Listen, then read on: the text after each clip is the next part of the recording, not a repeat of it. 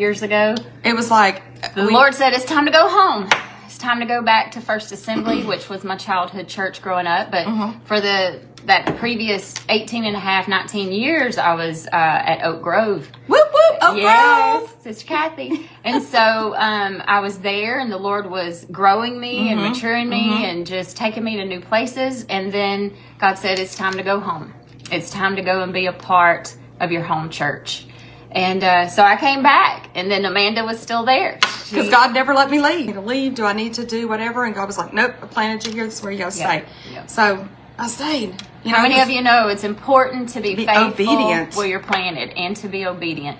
I would have never left my previous church because I loved my church. Left my previous church because I loved my church. But it was all about being obedient to God and the call that He has. So when God's telling you to do something, you got to step out and do it. This is why we're alive. Yeah. Is because I felt like Jesus was telling me to do it.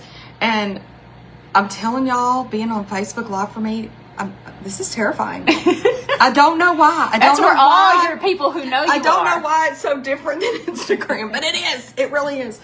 It would be fun. I think it would help get me definitely out of my comfort zone. We love you, Jennifer Pennington. Yes, I love you. It would definitely help get me out of my comfort zone. That's for sure. Because listen, when God starts telling you to do things, He grabs you and stretches you in ways you didn't know. And I keep thinking, slow down, you're going to rip me. It's like, pull. And now she's doing it to me. She's pulling me out into this. And, you know, during COVID, when she was doing all her stories, I would pre-record mine and check it and make sure it was okay. And then I would post it. On what? Hers is restoration of spiritual disciplines. You know, even though we love the Lord, you're saved, all those things, sometimes we get a little lazy. I don't know about you, but, you know, sometimes I just need a little pep talk. Get me back going again, get us on that straight path.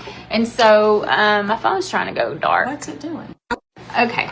And so Gail... Or whenever we just started, like, the day after Labor Day was when it happened. But anyway.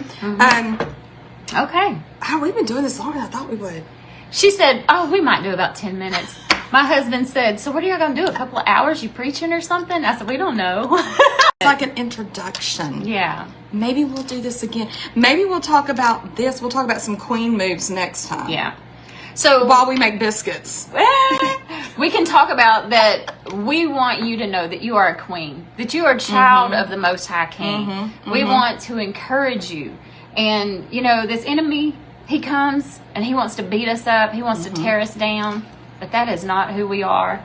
That's not who he says we are anyway. That's right. That's right. Don't choose to be that. You know, we have a choice in all of this. We can choose to be the victim. We can choose to lay down and just give up. Or we can choose to be victorious. And overcome.